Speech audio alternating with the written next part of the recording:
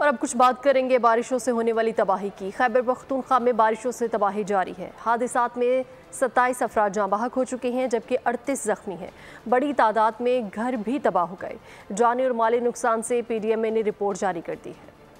शदीद बारिशों से KP में बड़े पैमाने पर तबाही, इंसानी जानों के साथ बड़ी तादाद में अमलाक को भी नुकसान पहुंचा। 30 से ज्यादा घरों के मकीन अपनी छत से महरूम, खुले आसमान तले जिंदगी गुजारने पर मजबूर हो गए। 100 से ज्यादा घरों के बासियों को अपनी कीमती अशिया से हाथ धोना पड़े। माली नुकसान के साथ बारिशों और लैंडस्लाइडिंग से हादसात के नतीजे में पिशावर, मर्दान, मालाकंड, बाजोड़, सवात और लोअर देर समेत मुख्तलिफ इलाकों में 27 अफराद जाँ बहक और 38 अफराद जख्मी हो गए। वजीर आला ने जाँ बहक अफराद के वर्सा और जख्मियों को फौरी तौर पर इमदादी चेक्स मुहैया करने की हिदायत जारी कर दी। DG PDMA मोहम्मद कैसर खान के मुताबिक मालम जब्बा में शदीद बर्फबारी से महसूर 6 सयाहों को रेस्क्यू किया गया। सब्सक्राइब करें और बेल दबाएं ताकि कोई खबर रह न जाए।